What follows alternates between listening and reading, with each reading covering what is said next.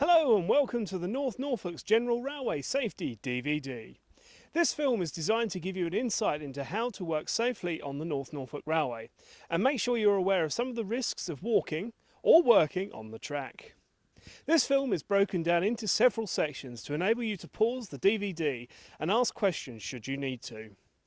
If you are watching this film as part of a personal track safety training or a refreshers course and you do not pass your PTS exam successfully, then you are not permitted to work on the line unless directly supervised by a competent person. Before you start work on the line, you must be certified as medically fit. Normally this is done by completing a simple medical questionnaire. For some grades, and occasionally through necessity, you may need to undergo a simple railway medical.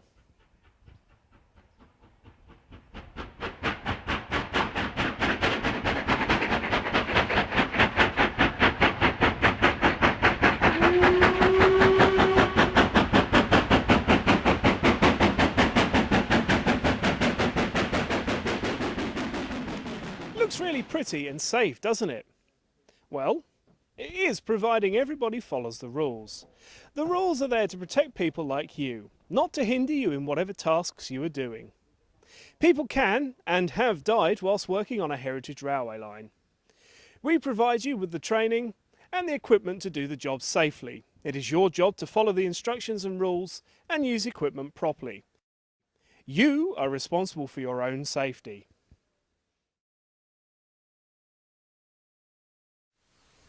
Chapter 1. Preparation.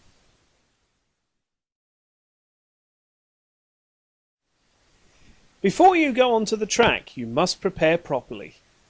The NNR requires that you are issued with certain sections of the operating manual and a certificate of competence in the form of an NNR Safety Critical Work ID card. As you progress through your training or decide to try additional duties on the railway, you will be issued with more sections from the operating manual. If you pass the PTS test, your ID card also shows your PTS competency, and if you pass out in any operational grades, this is also shown. You must carry this ID card with you at all times. The railway has a strict drugs and alcohol policy. You must not report for duty under the influence of alcohol or any drugs that may impair your performance. Nor may you consume alcohol or take any drug that may affect your performance whilst on duty. If the drug you are thinking of taking is illegal, then it is certainly not permitted on the North Norfolk Railway's property. In terms of prescription medication, you must declare this to the operating superintendent, who may consult with the railway's medical officer to determine whether it will affect your performance.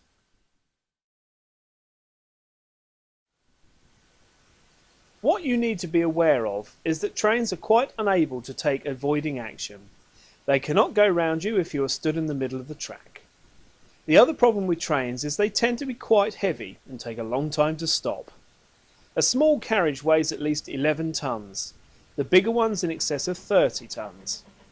Most passenger trains on the railway are formed of either 4 or 5 carriages.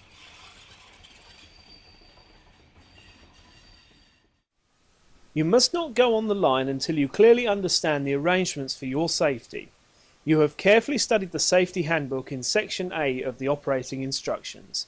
You have passed your personal track safety test and have been certified as medically fit. Remember, the track is not a playground and you must not go on the track unless it is necessary in connection with your duties. This is a heritage railway and we accept you may want to take photos from the track.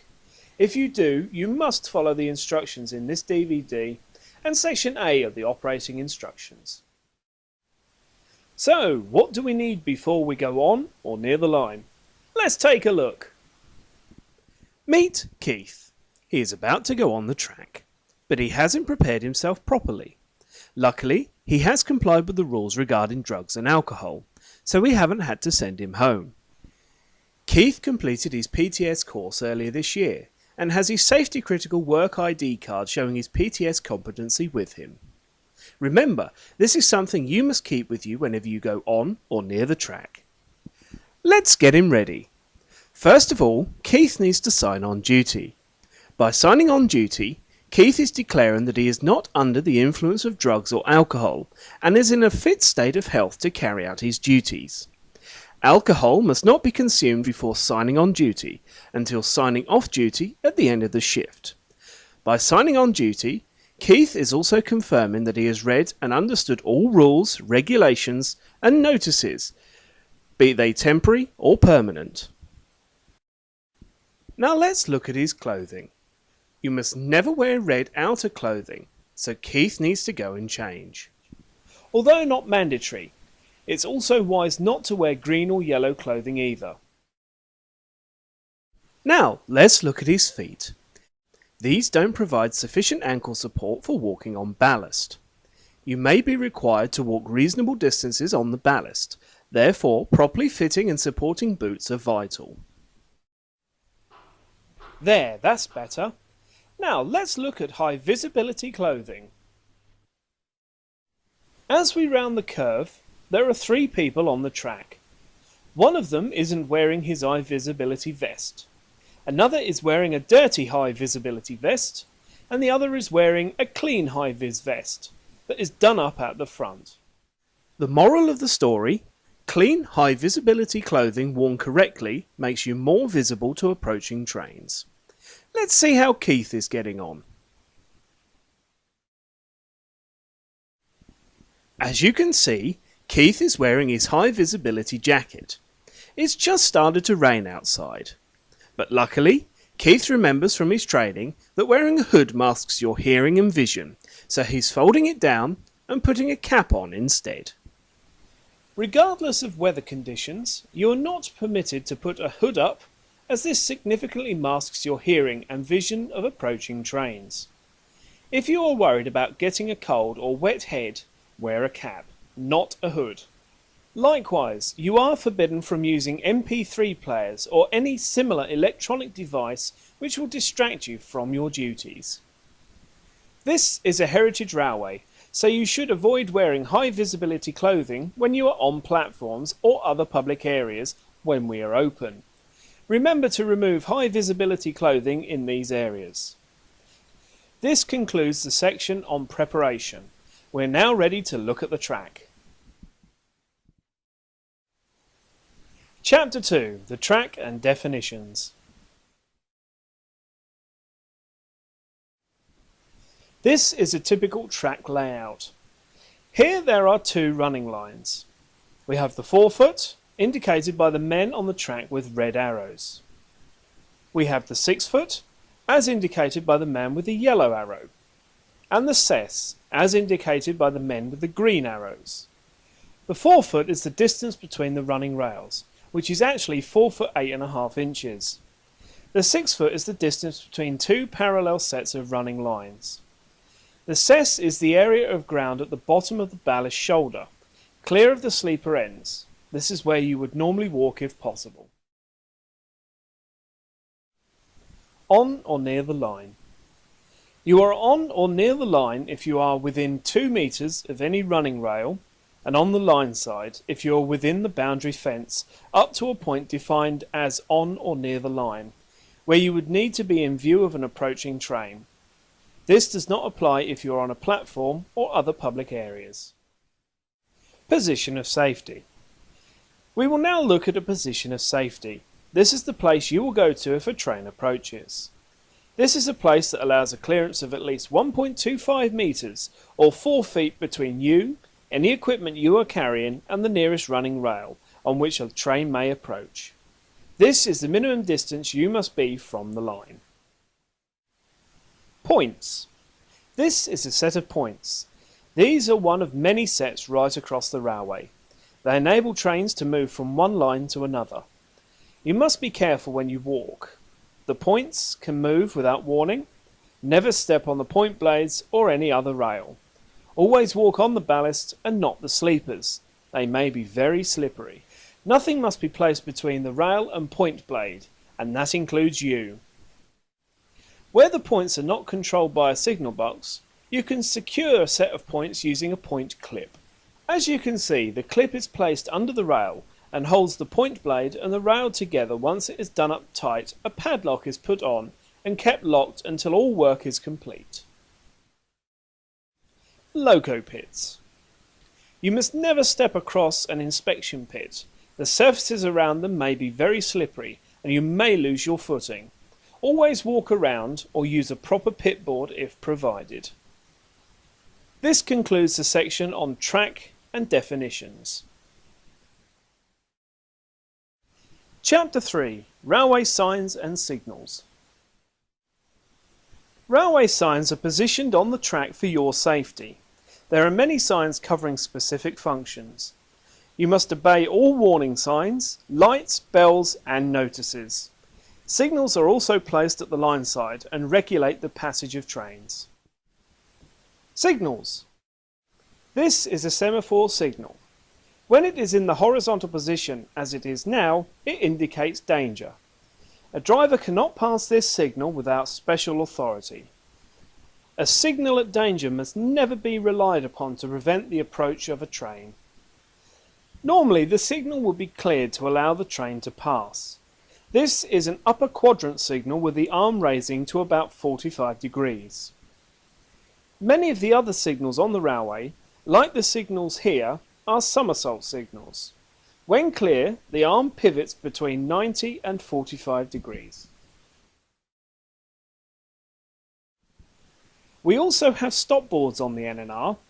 Whilst these are fixed signals, they still have the same meaning as any other stop signal, and along with any additional instructions on them, must be obeyed. Limited clearance. Limited clearance signs are placed at locations where quite simply there is not enough room for you, the structure and the train. You must not enter an area marked by a limited clearance board when a train is approaching. If a train approaches whilst you are within an area marked by a limited clearance board, you must leave the area immediately. If you are unable to leave the area, you must lie down as far away from the line as possible. Telephones. The railway has quite an extensive internal phone network. In instances where you are required to contact the signalman and cannot do so in person, you should first use the direct-to-box phone. A direct-to-box phone, which includes signal post telephones, or SPTs, is indicated by a black and white diagonal series of stripes. Normally, all you have to do is pick up the receiver and you are connected to the local signal box. If there is no direct-to-box phone, or SPT, you can use the internal phone. This is a line-side phone. It is marked by a black cross on a white background, and a telephone directory can be found within these phones. High fire risk. On the NNR, we run through several miles of farmland and open heath. In periods of dry weather, this land can become susceptible to line-side fires, which are often started by the cinders of steam locomotives. Always be alert for line-side fires. If you see a fire, contact the signalman immediately to report it. If you hold a valid PTS and have in your possession a high visibility vest, try to prevent the fire spreading, but only if you can do so safely. Be aware that line-side fires can spread quickly and never put you or anyone else in danger. This concludes the section on railway signs and signals. Chapter 4. Working and walking on the railway. On the track. Before going on the line, you must put on your clean high visibility vest. You should not go on the track unless it is necessary in connection with your duties. You should not use the track as a shortcut to your place of work. You must always be alert for approaching train movements, and remember trains can approach from either direction. Never rely on a signal at danger to prevent the approach of a train, nor should you rely on the timetable, as extra trains may be booked to run.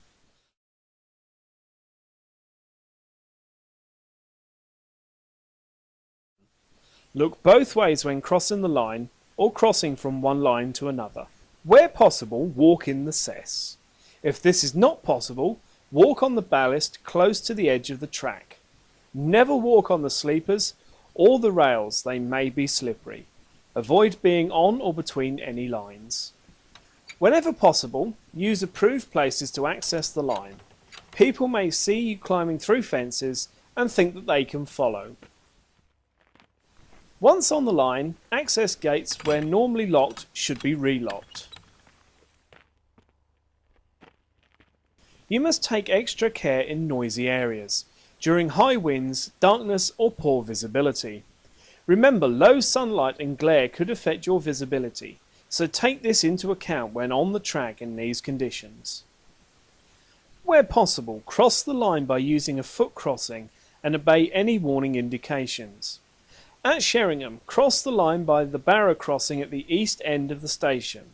At Weybourne, always cross the line using the footbridge where possible.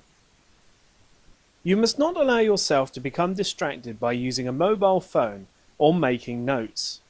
If you need to use a mobile phone or make notes, first make sure you are in a position of safety.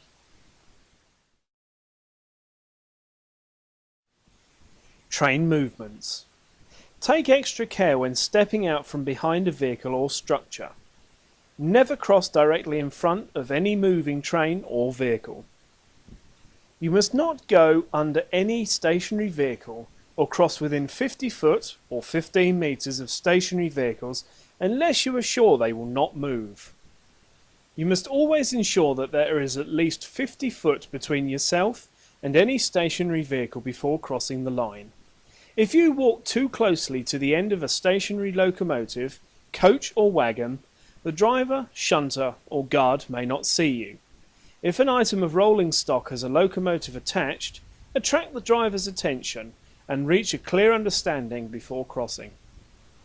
Although you should avoid crossing between vehicles, a good guide to what 50 feet looks like is roughly the length of one Mark I carriage. When a train approaches, you must immediately move clear of all lines unless you are already in a position of safety and in no danger. Lower to the ground any equipment you are carrying. And acknowledge the audible warning by raising one arm above your head. You must remain in a position of safety until the train has passed and you can see no other train is approaching.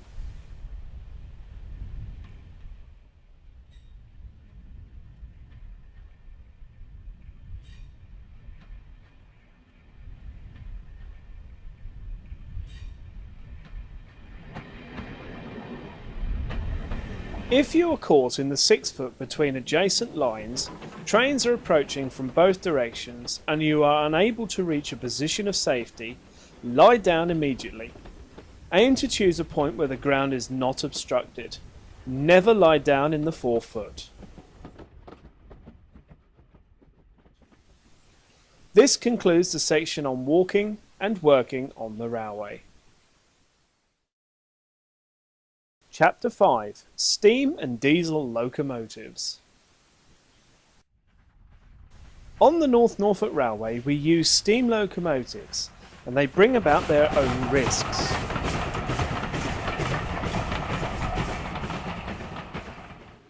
You need to be aware that steam escapes perfectly normally out of various pipes and valves.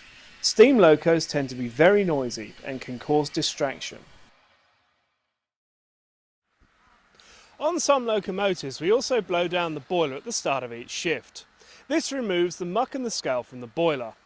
When a blowdown takes place, be sure to be well out of the way and in a position of safety. It's a very noisy operation and the yard can be obscured by steam.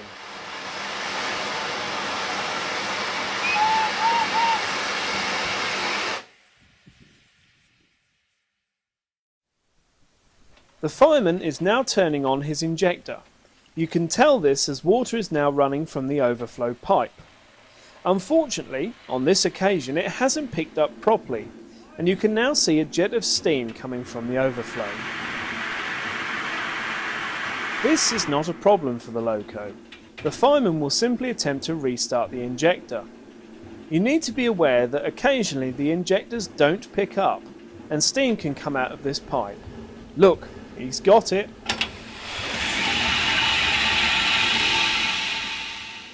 The driver will use his whistle to act as a warning that something is about to happen. On this occasion, it's an indication that the locomotive is about to move. As you can see, steam is coming from under the engine at the front. These are the drains from the cylinders. As a lot of water is condensed in the cylinder overnight, The cylinder cocks are opened so the steam can escape. If there was no way of allowing the water to escape, serious damage would be caused to the cylinders as water is not compressible.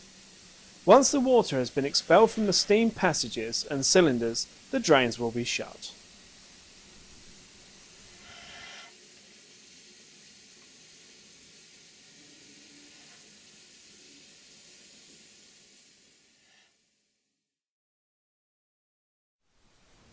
Diesel locomotives also present risks to people on the line. Diesel locos and multiple unit trains tend to be quieter than steam trains. You must never rely on listening for the approach of a train. Always look up frequently. This concludes the section on steam and diesel locomotives.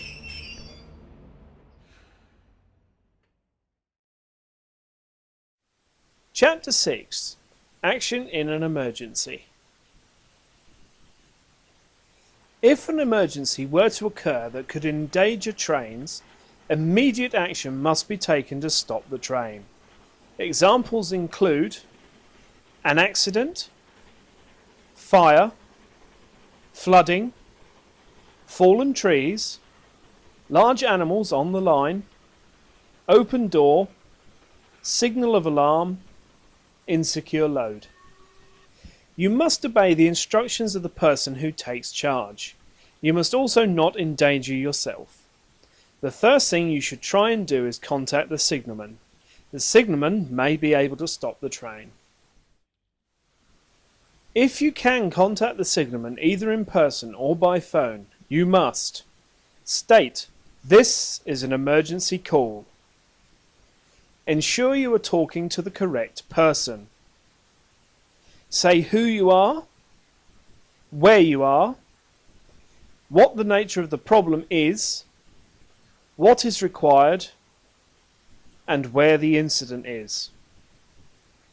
Tell the signalman the line is blocked if applicable.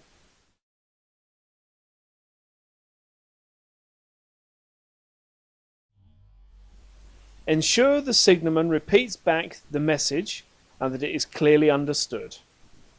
Do not end the telephone call or leave the signal box until told to do so.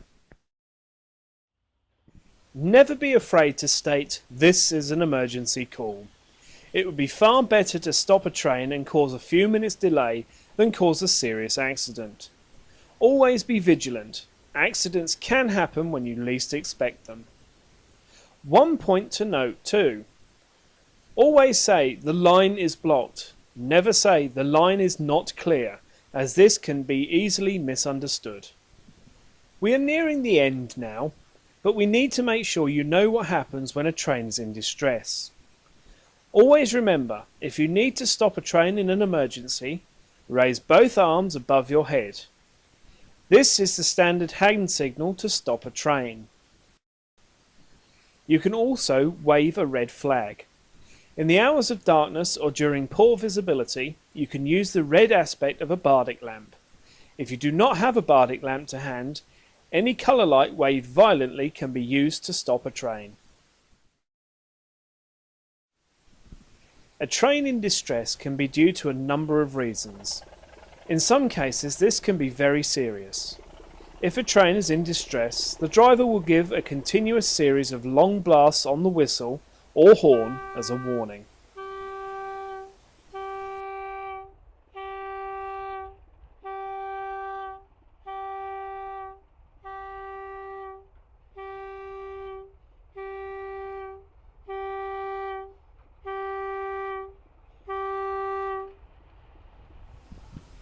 If you are on the line, make sure you and any tools you have are clear of the line.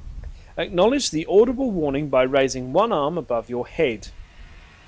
If you can do so, contact the signalman immediately. Remember to state, "This is an emergency call." Whatever you do, you must not put yourself in danger. This concludes the section on action in an emergency.